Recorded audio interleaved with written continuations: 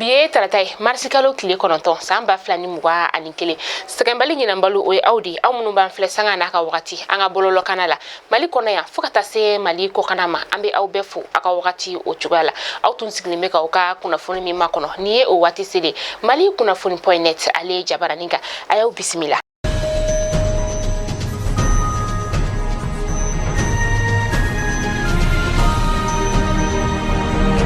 Kuna fondam nena sa anga lakol karamogo munu be no nulu be collectif territorial chakela ulu fesa ulu konye lakol sukala ninga o damne kunu sogomada nin karamogo nu yere kunkele no ka barajo abe kabini dogokun temeni ula kasa weke kuka sarawaru umake akekumala nga uklat kunin ka yira ka fo kuka sarawaru odira ori kama uye bara uninga ulu damne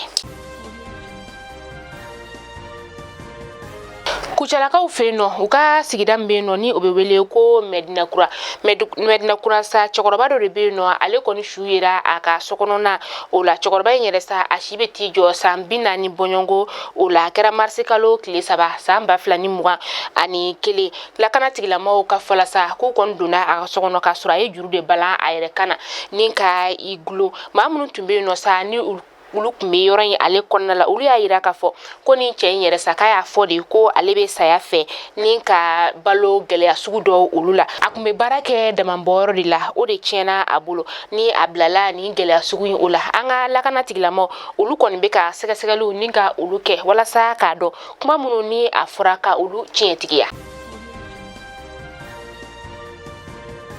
masina jawokela bo ulu ya yira ka fo ko coronavirus ale kera sababu ye ninka do fala tulbidon o sonka tulbidon mi yere sa ni litri mugan bidon o dedo ale tume fere wafla ani keme woro aborola kana fere wafla ani keme kononton ame wakati mina ina fo sisano abeka fere wasaba o de la ukla tuni ka yira ka fo ko uka yorola ko anga wol masrita ba ulu dalimbe no ko sabe ko de nani ni ngele fana ani ka kentuguni fana ko ka fo ko Mauritania ulle keleno ka seba soro masina odugu o konna ni ngoni keleme gele ya dugu kono don fe ka sababu yake amena do sungolo makono ola comme sera du premier arrondissement Tchedou ulu koni ye tegeda madoka mamunu be no sani ulu ka bara nyeshinebe buna ramadun fali maninga klatuni ka u fargolo ka ulu yorodo ka ulu firi ni o ere nyema e bulisona bado ni alebe wele ko dawda yatra ni be ba do sitane odila comme sera du premier arrondissement ma u ye tegeda kan kuma minasa u ye tegeda kan wakati minasa u ya abla kle de madama la kolashi ula yani akata kritigila ma ulu ka buluka kuno marsikalo kleshegi samba flani muga ani kele utara ka sokonna la ninga taka ayoro wuluma awuluma lesa uya yira ka fokuye marama fe saba o sore no marama fe miere ni alebe wele ko peya ni wakati na sa abina ta black critic la ma uluka buluka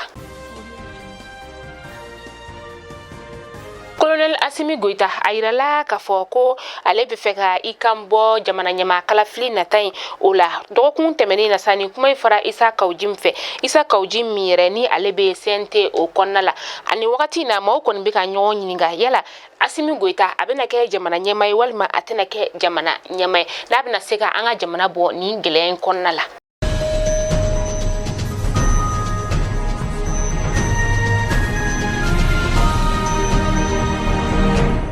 amita ko kan kibaru la Senegal kaw fino ina fautu ma kala matugo mina ka fo gele abakumbe Senegal dugu o konnala mi na kera sabuye uga dugu kono don ko ni mo ka yoro ninka uluchi kata se uga bangi ona nyogona chama maka sababu yake uga fanga sana matombe no ni o Usman Songo ye ko ale tum minenindo ka adatu Usman Songo mi resa ala blala kunu ka sababu yake ni wala jugu nunu keli oye nga uga jamana nyama ni oye makisali ale kon bora ka kuma ka foko mauka basi ninka ulana uga dugu konnala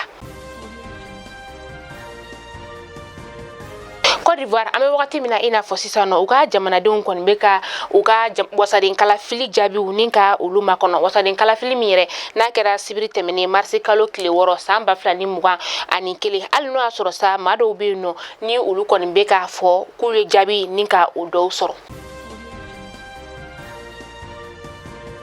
Mali kuna funi jabaran la jabo awkulo garzga kera ni kuna fundi bi ninga da awkulo ka awni ci awkala jeli ko nyuma na la manga joya jona ame nyugon soro no shini inshallah kuna funi kura ulu keneka awkambe jiya wati bere